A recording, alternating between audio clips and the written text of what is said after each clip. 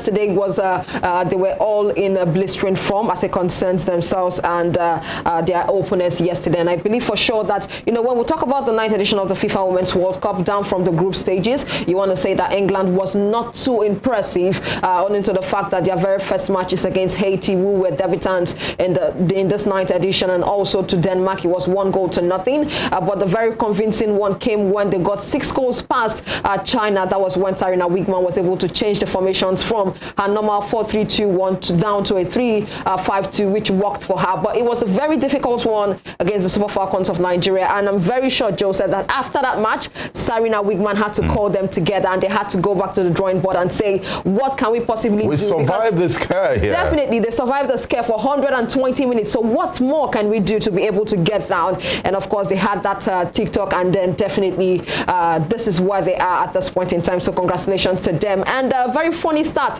from yesterday concerning Sam Kerr and Mary Epps. You know, Sam Kerr plays for Chelsea, and Mary Epps definitely keeps for Manchester United at that point. And Sam Kerr, so far so good, has scored 10 goals in 10 games against Mary Epps. And that's how the statistics stand, because I tell you for sure, it's more like a tale of old when it comes to Mary Epps and Sam Kerr in that one. But I'm quite happy for England for getting this far. So we're expecting a highly anticipated final for the 9th edition come on Sunday, Joseph. Definitely, we can't wait to see what happens. But don't forget, the 3rd place match will also be played on a Saturday. It's going to be between Australia and the other team right now, trying to remember the name. Australia will be playing definitely on Saturday for the 3rd place game. But then our eyes and the focus is on Sunday, where England will take on Spain. We'll come back to the FIFA Women's World Cup before the end of the show, but let's move on and talk about Hope Uzodinma and Senator Sonwulu, I beg your pardon, that's the governor of Lagos State, NENGI. Absolutely. Now, aside from the fact that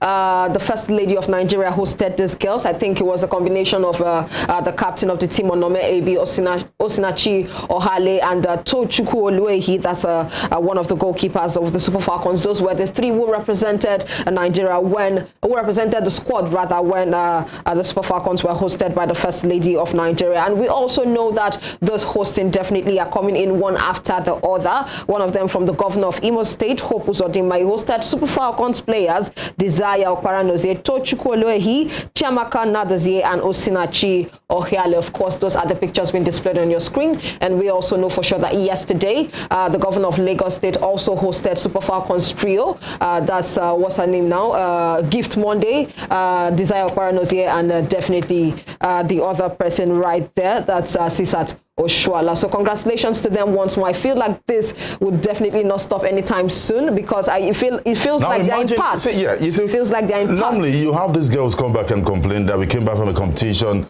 blah, blah, this happened, the way we hosted well.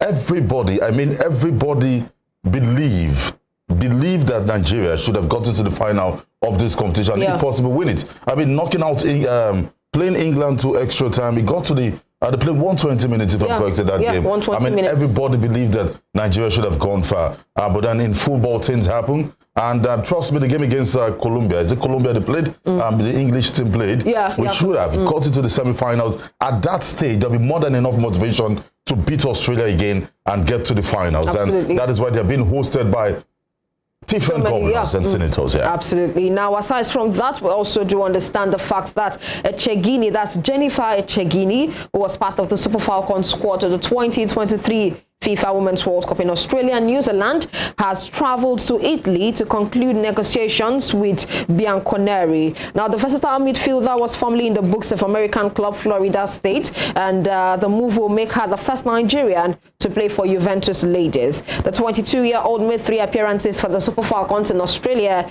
and New Zealand, and Juventus are 5-time league winners. They finished second behind AS Roma last season, and the Turin club will compete in the UEFA Women's Champions League next season. It talks about the talent that we have, Joseph. It talks about what the World Cup has been able to expose in terms of most of these girls. And definitely, if things like this come, it's no surprise for most of the girls. Well, it's no surprise, and this is just the beginning, because many of these girls will definitely move to bigger clubs. Absolutely. And it helps them as well, because, I mean, there were a lot of scouts in Australia and New Zealand watching. And one team that took the world by surprise will be Nigeria. I mean, no one saw them leaving that group.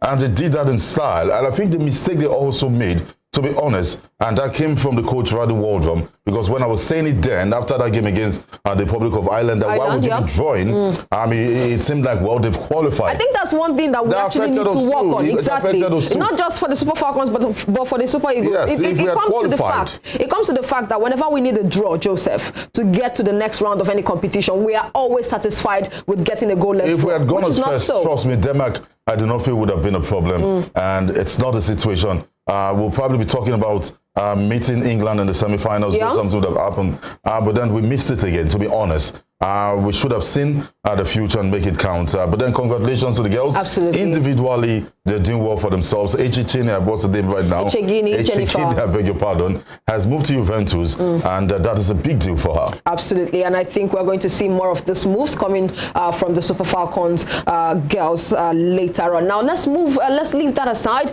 and get into the locals, and let's give you more updates coming from the locals. And remember that we have representatives from the NPFL definitely representing us at the CAF Confederation Cup and also the CAF Confederation League. Now, the governor of Edo State, Mr. Godwin Obaseki, has called on sports-loving Edo people to come out in their large number to cheer Bendel Insurance Football Club to victory against ASO Chelf FC of Algeria on Saturday at the Samuel Ogbomedia Stadium, Benin. Now, the Benin Arsenal and the Algerian Opponents are scheduled to lock horns in the 2023-2024 CAF Confederation Cup first preliminary game on Saturday in Benin at the hour of 4 p.m. And this is how it stands, which means that definitely that stadium is going to be filled to the brim. We also understand the fact that they are going to provide free buses, jerseys for fans ahead of the CAF Confederation Cup tie with ASO. We'll see how things pans out to be, because definitely would follow that one and give you more updates. And away from that, let's move to Delta Queens.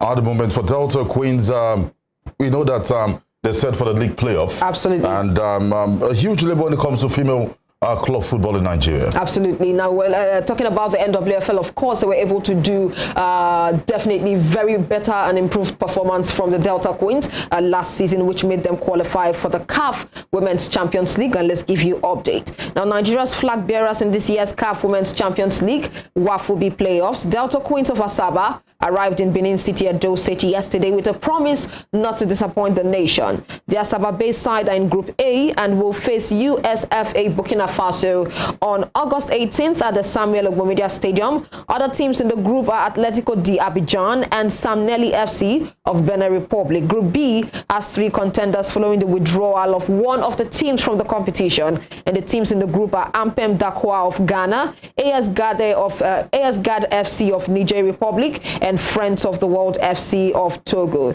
Now, players and officials of Delta Queens who spoke with The Guardian yesterday promised to do everything possible to get the ticket. I mean, we've seen the likes of Rivers Queens, Bielsa Queens also representing us at the continent, and definitely they did get far, aside from Rivers Queens who messed up and flopped at the very first representing us in the continent. But we do hope that Delta Queens are going to go as far as possible. So it sets to be an exciting weekend, as Edo State, Benin City will be very busy, because on Saturday at the hour of 4 p.m., of course, Bendel Insurance will be taking on their opponent. And on August 18th, we also know that for the CAF Women's Champions League WAFUB playoff, will begin with Delta Queens and their opponents also. The Nigerian Football Federation has opened negotiations with Jose Peseiro over a new contract as a national coach. His contract ended in July, and we're now talking to him and his lawyers. NFL President Ibrahim Gusau said on Wednesday that Jose Peseiro had been on a one-year contract. Gusau said talks were held up because of the delay in the 2023 African Cup of Nations on which the contract was based. The competition will be held in January and February. Peseiro has led Nigeria to qualification with a game to spare. Sources said the NFF wants Peseiro to accept a huge cut on his monthly $70,000 in a new contract that will run on at least until the end of the competition in Ivory Coast. The Super Eagles round out their qualifying campaign on the 10th of September at home in Uyo against Sao Tome and Principe. And that's the situation. They are speaking to Jose Peseiro. They have listened to our cries. They have listened to what we've been saying. That continuity is key, and they must allow the man to remain as the coach of the federation. That's the national team, rather. I believe we must have learned from the mistake we did against Guinea-Bissau at that point in time. Sacking him at that very crucial moment was one thing that we should have avoided. But we'll see how this pans out to be. We do not know. Contracts are definitely in talks, but let's see how things pans out to be for Jose Peseiro and, of course, the NFF, not leaving out the Super Eagles of Nigeria. Now, moving away from football, let's get into the world of unlimited sports and talk about volleyball, handball, as it may be, not leaving out basketball as it concerns Nigeria. But first off, we'll start off from volleyball. Now, Nigeria's senior women's volleyball team started their campaign in the 2023 African Volleyball Championship in Cameroon on a strong note after securing a comprehensive win against Mali. The Samuel Ajayi tutor team started the game against their West African neighbor on a very slow pace, but rallied back to win the first quarter 25-18. The double introduction of Happy Wushilang and Sandra Ozabo swung the game in favor of Nigeria in the second set with a 25-14 win. The Nigerian side wrapped up the game 3-0 in the final quarter with another 25-20 victory, and they will hope to continue their impressive performance when they face the host Cameroon on Thursday evening in Yaoundé, which is going to be this evening. They're facing off Cameroon, and I think it's a very nice one with this girl starting, of course, with a secured win as it concerns their very first game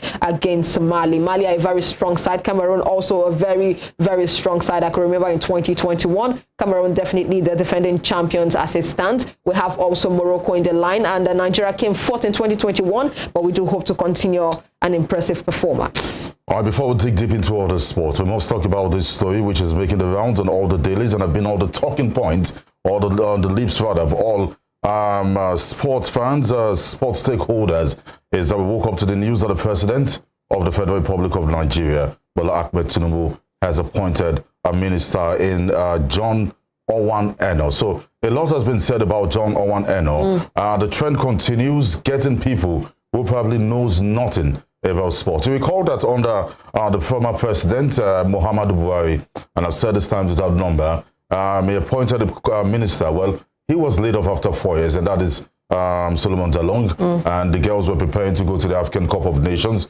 and that was when they won it for the 8th time in a row. And aside from before then, they were talking about sponsorship. They were talking about how to get these girls to the country where the competition will take place. And unfortunately, the sport minister we had then said he did not know that they were defending champions. I was questioning the reason why the girls must attend the African Cup of Nations. That's a shame because you have many of these guys with their fat barbarigas and their fat pockets and fat agbada sit somewhere and appoint people who has no knowledge, who knows nothing about sports. It is painful in the sense that John Owan Eno, appointed, I've gone through his profile here, is a former senator, and the best thing he has done, they say, is a philanthropist. And we're wondering what has happened to the ex-internationals, what has happened to those who are grounded in sport, what has happened to those who can take this country forward, knowing fully well that sport, not just football, is not business. But then we are still back to square one, appointing someone again who has little or no knowledge about football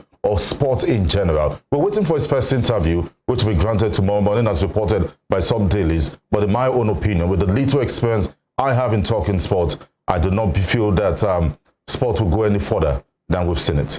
Well, we'll see how things pans out to be. But Joseph, you talked about ex-international, and another question being thrown out there would be that are these people willing to be able to take such positions, knowing fully well how the country is, knowing fully well that there are most of the times we have those good people in the economy, we have those good people in the sports federation, but then the ones who are at the top will definitely swallow your good deeds, and nothing else would come out of that point. But let's see how things pans out to be with John Eno. We do hope that we might be able to get ourselves out of the mire when it comes to sports. I agree. I understand your own parts, but truth be told, nothing will pan out of this.